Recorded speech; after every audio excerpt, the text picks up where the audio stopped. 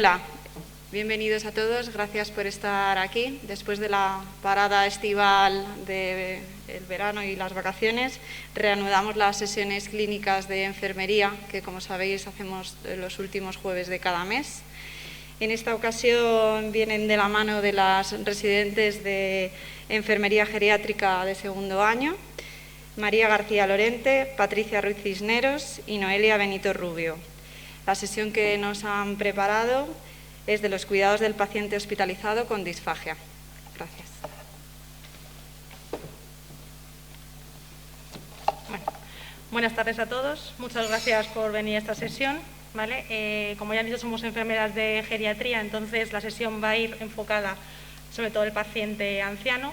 Lo que pasa que sí que es verdad que creemos que esta sesión es bastante importante porque el tema de la disfagia se da en otro tipo de pacientes que veremos más adelante.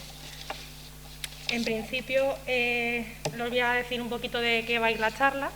¿Vale? Vamos a hablar un poco de qué es la disfagia, la epidemiología que tiene, el objetivo que queremos que os llevéis de esta charla, en la cual vamos a contar cuáles son los síntomas más prevalentes, la importancia que tiene hacer una buena valoración y luego el uso de espesantes y las dietas adaptadas. Además, os vamos a comentar las complicaciones que tiene esta patología y, por ello, todas las recomendaciones higiénico-dietéticas que tenemos que llevar. Pues para empezar, la disfagia proviene del griego, ¿vale? Y significa dificultad o imposibilidad para tragar. Hay dos tipos de disfagia, que es la orofaringia, que se da en el 80% de los casos, y la esofágica, que son un 20%. La orofaringia está descrita por la OMS dentro de la clasificación de enfermedades internacionales, dentro del CIE 9 y el CIE 10. Como os decía, las causas, aparte del envejecimiento, tenemos las neurológicas, esofágicas, musculares y estructurales. Las neurológicas las podemos ver hasta en un 90% de las demencias, hasta un 82% del Parkinson, un 60% de los accidentes cerebrovasculares. En el caso de las esofágicas, se ve sobre todo cuando hay un divertículo de Zenker, una calixia o un tumor esofágico. Las musculares son debidas a la poliomielitis, la miastenia, las distrofias. Y por último, las estructurales, pues por cuerpos extraños, bocio, neoplasias y demás. Como decía, vamos a sobre todo centrar la sesión en la parte del envejecimiento, ya que aunque no es una causa significativa, sí que el envejecimiento conlleva unos cambios asociados a la edad que hay que tener en cuenta en las diferentes fases de la devolución, como son la fase oral, pues el deterioro del estado de las piezas dentales, el retraso del reflejo de la deglución, la atrofia muscular, la disminución de la producción de saliva. En la fase faríngea lo que nos encontramos es una disminución del tono muscular y una epiglotis que está más enlentecida, incluso atrofiada. Y por último, en la fase esofágica lo que vemos es una disminución de los movimientos peristálticos. Por todo ello, en muchos estudios se ha reconocido como que es un gran síndrome geriátrico. Como decía, la prevalencia, 1 de cada 17 personas en su vida puede llegar a tener dificultades para tragar en algún momento. En los mayores de 65 años se estima que hasta un 30% de las personas pueden sufrirla y hasta un 70% en pacientes ancianos institucionalizados. Por todo ello, tiene un aumento de la morbimortalidad, por lo que es muy importante el manejo seguro de estos pacientes por parte de los profesionales que les atienden. Los objetivos, sobre todo el que queremos que os llevéis a casa, es dar unos cuidados de calidad a estos pacientes, bien conociendo todas las características generales, detectando todos los signos y síntomas de forma precoz, adelantarnos a esas complicaciones que podemos tener y también adaptar esas dietas y ver las formas de alimentación de estos pacientes. Los síntomas, como veis, parece que no, pero son bastantes, como son en la tos mientras que se come o posteriormente, cambios en la voz, sensación de atasco, regurgitar, mantener comida en la mejilla durante bastante tiempo, hacer unas ingestas demasiado largas, un babeo, incluso podemos llegar a pérdida de peso, rechazar alimentos o comer en diferentes sitios con presencia de más gente. Por último, también tenemos las fiebres y las infecciones de repetición. Por todo ello, la valoración es muy importante, en la cual la dividimos en dos partes, en lo que es la historia clínica y en la exploración, que os la contará después Patricia. La historia clínica se basa sobre todo en hacer una buena anamnesis, en la cual tenemos que saber qué tipo de diagnóstico tiene nuestro paciente, si ha tenido algún diagnóstico previo de disfagia, si hay alguno asociado, como decíamos, de demencia, Parkinson o ictus, y luego también los signos de malnutrición, si tiene aftas, micosis, luego también tenemos que saber esos signos que hablábamos antes, si realmente los tiene el paciente o la familia se ha dado cuenta. Y ya introducimos un poco el ver qué tipo de comida come, qué cantidad, qué número de ingestas, si hay algún alimento que ha excluido por algún motivo y el tema de la hidratación hídrica. También es muy importante saber la medicación que toma el paciente, ¿vale?, para ver si tiene necesidad de que se le machaque o no. Y ahora Patricia os va a contar la parte de la exploración. Bueno, vamos a continuar la valoración viendo la exploración en cuanto observando la cavidad oral. Vamos a observar la apertura de la boca, la masticación, las piezas dentarias, si son propias, si son postizas, si hay falta de dientes. También observamos si hay micosis, aftas, residuo oral, la hidratación de la mucosa y la limpieza. Vamos a valorar gestos, el cuello, si se puede realizar una flexión anterocervical y también la posición. Muy importante el estado cognitivo del paciente, si va a comprender y va a poder colaborar con nosotros en la valoración. Simetría y protrusión de la lengua, sobre todo si va a haber dificultad en el sellado labial. Simetría de la úvula y el paladar, movilidad y fuerza de la lengua y muy importante los reflejos. Tenemos el reflejo tusígeno, pedimos al paciente que tosa. El reflejo nauseoso, vamos a colocar un depresor en la parte posterior de la lengua y el reflejo deglutorio.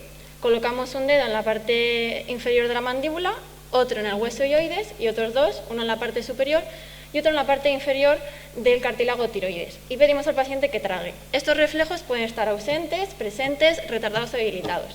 También valoramos saturación, cambios de voz, babeo, etc. Entonces, para un manejo eficaz de la disfagia es primordial una identificación etiológica de la misma.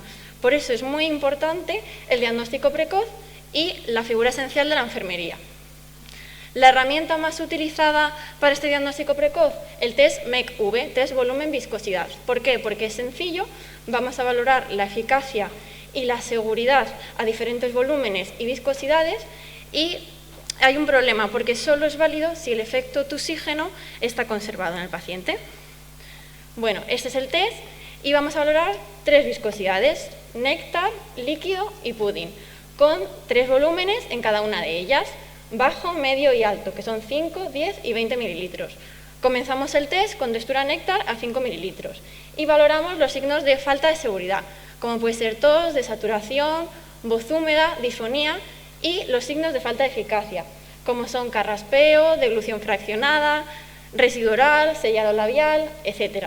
Si no hay ningún problema, pasamos a 10 mililitros, de ahí a 20, y continuamos con textura líquida y pudding. Si hubiera algún problema con textura néctar, nos saltaríamos la textura líquida, que es menos espesa y por lo tanto puede entrañar mayor riesgo, e iríamos directamente a la textura pudding.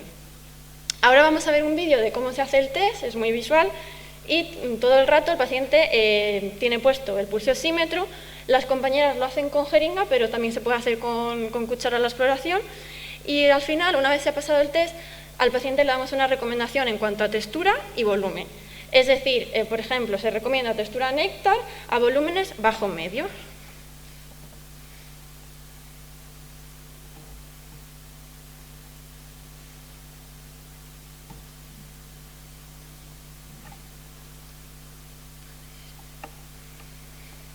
Esto es textura néctar, 5 mililitros, ¿vale?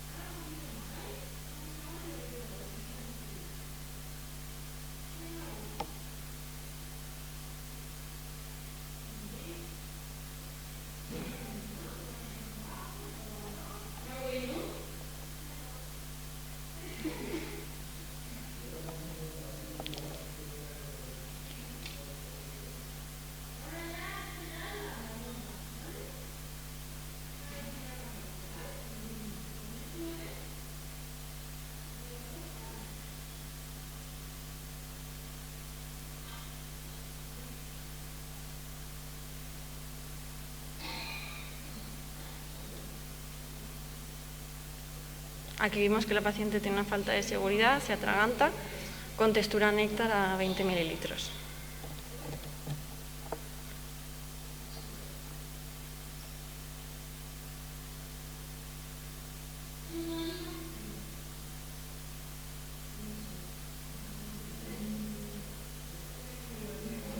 Como se ha atragantado con néctar, pasa directamente a textura pudding.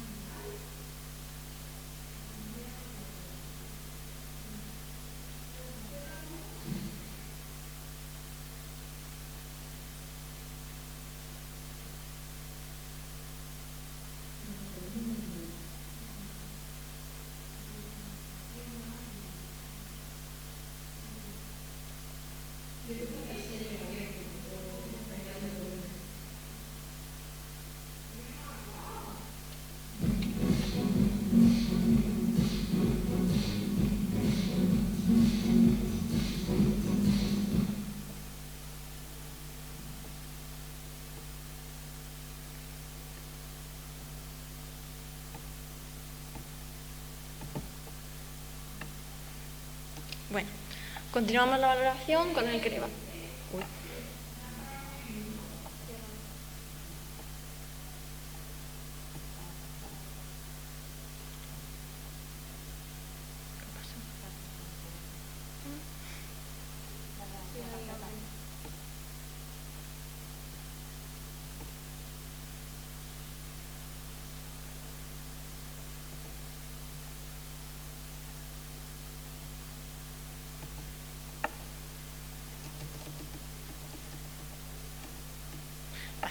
Continuamos la valoración con el cribado IF10, Itching Assessment Tool, que es un test sencillo, consta de 10 preguntas, puede ser realizado por el paciente y o el cuidador y es de rápida complementación, son unos 2-4 minutos. Se considera una buena herramienta de cribado y de screening porque nos da información de aquellos pacientes que tienen una clínica posible de disfagia y que debemos evaluar más exhaustivamente en este aspecto. Consta de 10 preguntas, como hemos dicho. Cada pregunta tiene una escala de resultado de 0 a 4, siendo 0 ningún problema y 4 un problema muy serio. Las preguntas pues son, por ejemplo, si tiene dificultad al tragar líquidos, sólidos, medicación, si tose al tragar, si tragar es doloroso, si ha perdido peso por esta causa, si se le queda pegada la comida en la garganta, etc. La puntuación máxima son de 40 puntos y siempre que tengamos una puntuación de 3 o mayor de 3, consideramos una posible disfagia y que tenemos que seguir evaluando. Bueno, los espesantes son macromoléculas que nos ayudan a aumentar la viscosidad de los líquidos y a hacer más estables algunos alimentos sólidos. Tenemos dos tipos de espesantes. Los espesantes de almidón, que son derivados de almidón de maíz modificado o maltodextrina, lo que pasa es que tienen una textura más granulada y un poquito más turbios. Por otro lado, los espesantes de goma son más nuevos, no tienen esa textura granulada y no son tan turbios, pero sí que es verdad que es necesaria una medición un poquito más precisa, una mezcla más vigorosa, aunque la cantidad de producto necesario es menor y además la apariencia visual y el sabor varía menos. ¿Cómo se prepararía? Añadiríamos la cantidad de espesante necesario en función de la prescripción y de la marca que estemos utilizando. Por ejemplo, textura néctar con el espesante del hospital es un cacito raso. Lo echamos en un recipiente, vertemos el líquido, lo mezclamos con tenedor, en este caso pone aquí, pero bueno, también se puede hacer con cuchara, durante 15-30 segundos hasta que obtenemos la textura. Lo dejamos espesar, reposar un minutillo y después, justo antes de servir, lo removemos suavemente durante 5 segundos. Entonces hemos dicho que para modificar la viscosidad de los líquidos necesitamos los espesantes comerciales. Así obtenemos diferentes texturas. Hemos hablado de ellas, pero no las hemos definido como tal. Tenemos textura líquida, Textura néctar es suavemente espeso y se toma con vaso, y a la hora de decantar cae como un hilo fino. La textura miel es la intermedia, se puede tomar con cuchara o con vaso, y a la hora de decantar cae como unas gotas gruesas. Y por último, la textura pudding, la más espesa, no puede beberse en vaso, sino que se tiene que tomar con cuchara, y a la hora de decantar cae como en bloque y mantiene la forma.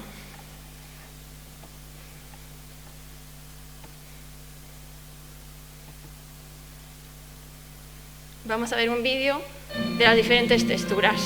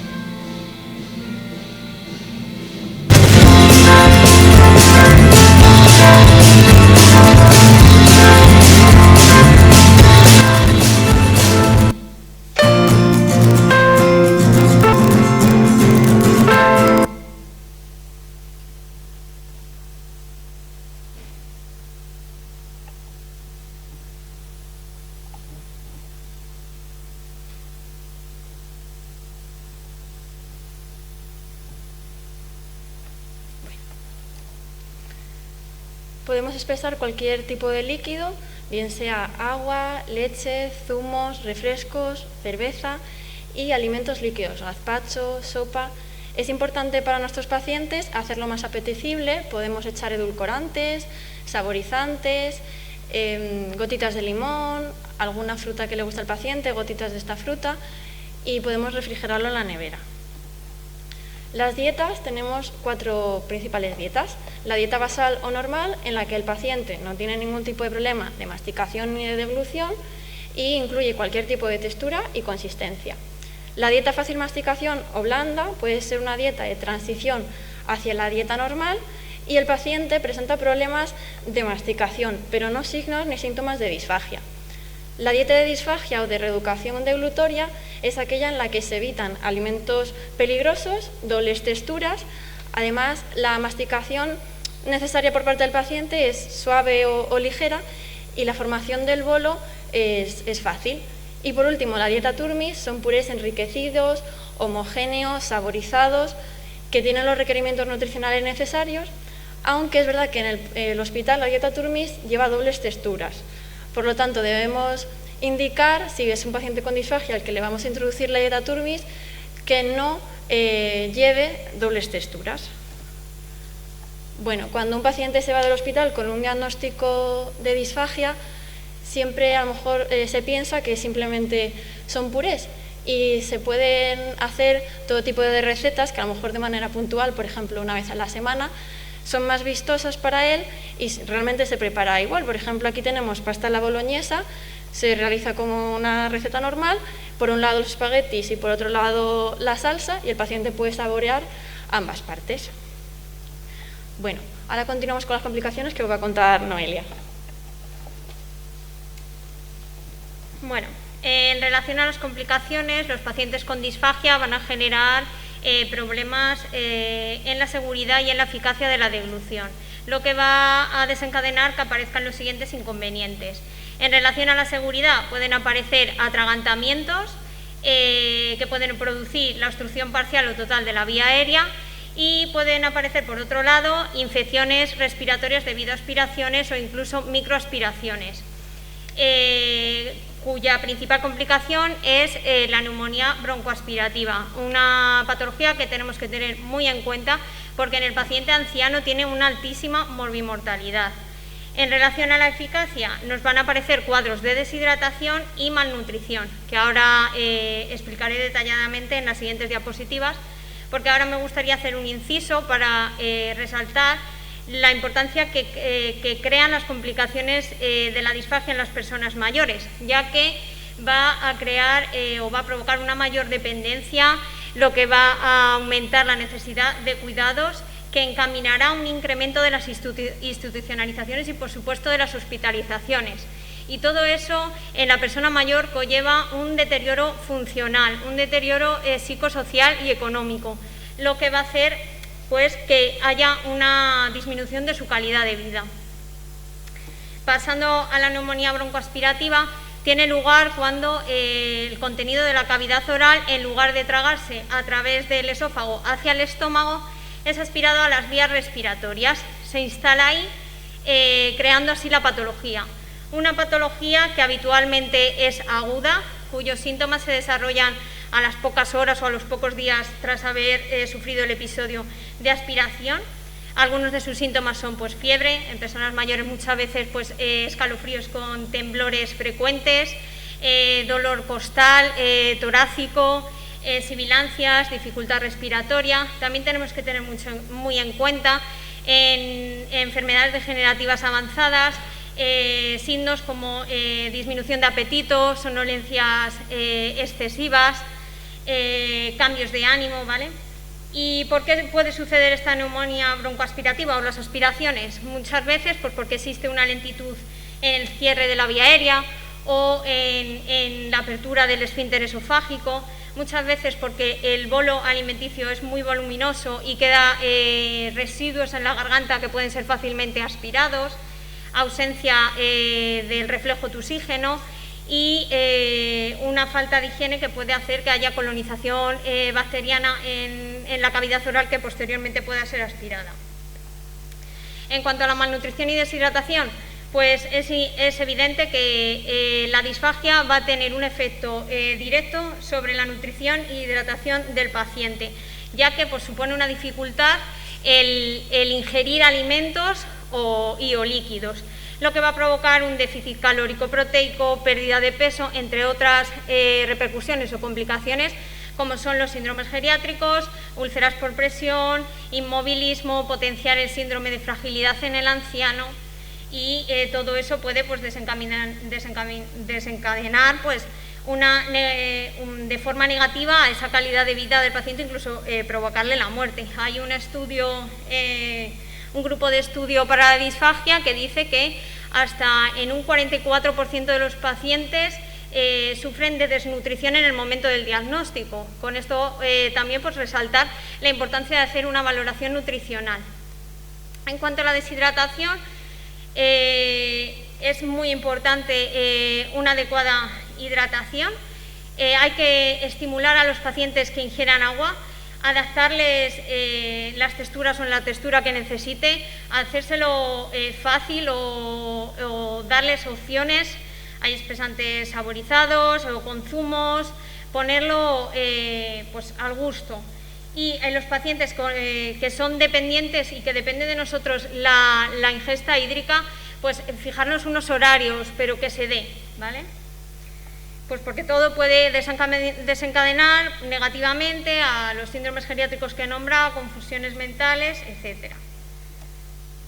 También tenemos que tener en cuenta otro tipo de complicaciones como son las psicosociales. Muchos pacientes con disfagia pues sufren trastornos de ánimo y depresión, muchas veces pues sienten angustia a la hora de comer por miedo de atragantarse o incluso les acompleja la hora de comer en público, al final se aíslan. También tiene represalias en los cuidadores. Como he dicho, pues supone una sobrecarga, y alimentar a un paciente con disfagia exige serenidad, paciencia, tiempo y dedicación. En cuanto a las recomendaciones, pues como todo en salud, es fundamental la prevención, y debemos orientar, informar y enseñar al paciente, a los familiares o cuidadores sobre cuáles son las recomendaciones para hacer que la ingesta sea lo más segura y eficaz posible. Para empezar, pues el lugar tiene que ser adecuado, tiene que ser tranquilo, sin distracciones, bien iluminado, debe permanecer en la medida de lo posible acompañado. Hay que fomentar que se alimenten de forma autónoma, siempre bajo supervisión, y es importante asegurar un mismo horario de comidas, evitando los horarios de mayor somnolencia. El paciente tiene que estar despierto y capaz de responder a órdenes sencillas, intentar que no hable durante la ingesta, y si hay que dar de comer a personas dependientes, lo debemos de hacer a su misma altura, nunca desde arriba, para evitar que el paciente eleve la cabeza y se abra la vía aérea y sea el bolo aspirado de manera más fácil. En cuanto a la higiene, es muy importante, como ya ha comentado mi compañera Patricia, hacer una valoración y hacer una limpieza bucal antes y después de la comida, para que no se cree una colonización bacteriana que posteriormente pueda ser aspirada. Para usar enjuagues en personas no colaboradoras se puede usar un depresor envuelto en una gasa, empapado en el colutorio, y así aplicarlo, ¿vale? Debemos siempre, se debe alentar siempre para que no se reprima la tos. Hay que estimular a la gente que tosa cuando sufre una aspiración. En cuanto a las medidas posturales, es muy importante que la persona esté lo más erguida posible, sentada en una posición de 90 grados. Si tiene que comer en la cama, no menos de 45, y para mantener esa postura se pueden usar cojines, almohadas, mantas. Además, tiene que permanecer en esa postura al menos los 30 minutos tras la ingesta. Y como he comentado antes, la barbilla tiene que estar ligeramente hacia abajo, ¿vale? La postura que conocemos como flexión cervical, facilitando la apertura así de la vía digestiva y no de la vía aérea. En cuanto a las recomendaciones alimentarias, el menú debe ser variado, respetar los gustos del paciente. Muchas veces el riesgo de desnutrición viene por dietas poco apetecibles y pues hace un bajo cumplimiento del paciente el llevarlas a cabo. Los alimentos fríos suelen ser mejor tolerados que los cálidos, no se deben utilizar ni jeringas ni pajitas. Los bolos alimenticios deben ser en cantidades pequeñas, no superando más de 10 mililitros, para hacerla segura. Y evitar los alimentos considerados peligrosos, como son las doble texturas, sopas. El paciente puede tomar caldo espesado, pero no puede tomar el líquido con la pasta, ¿no? Sopa de verduras o cualquier verdura, carne o pescado que esté en salsas. Alimentos pegajosos como puede ser la miel, la bollería, alimentos que se resbalan en la boca, guisantes, arroz, alimentos que desprenden líquido cuando lo mordemos, pues muchas de las frutas, el melón, la sandía, la naranja, alimentos que se pueden fundir de sólido a líquido cuando son los helados, alimentos fibrosos o que tienen hebras, pues como espárragos, piña. Bueno, y entre otros alimentos que además tienen semillas, y les añadimos que también al morderlos generan líquido, pues peor, como las mandarinas o las uvas. Productos para ayudar de comer, pues hay infinitos. En disfagia, que usamos lo que más, el vaso con escotadura. El paciente bebe desde la parte más alta, entonces evitamos lo que hemos dicho, que eleve la cabeza, porque no choca con la nariz, y evitamos que se pueda aspirar más fácilmente. Cubiertos, engrosados, girados a derecha o izquierda, dependiendo de la necesidad del paciente, parálisis, platos que ayudan a recoger el alimento, manteles antideslizantes, jarras con agarre, todo para fomentar la autonomía del paciente para comer. Y bueno, como resumen, recordar que la disfagia pues, es la dificultad de realizar la deglución, que solo el 10% de las personas está correctamente diagnosticado y tratado, que puede considerarse un síndrome geriátrico con elevada prevalencia a partir de los 70 años, el test MEC volumen viscosidad como el test principal para el diagnóstico, el uso de espesantes y adaptación de las dietas se considera una intervención sencilla y muy eficaz. Es importante minimizar las complicaciones, especialmente la neumonía por aspiración, ya que supone la primera causa de muerte en pacientes con enfermedades neurodegenerativas, y el principal objetivo es asegurar la correcta hidratación y nutrición del paciente. Y muchas gracias por su atención y quedamos a su disponibilidad.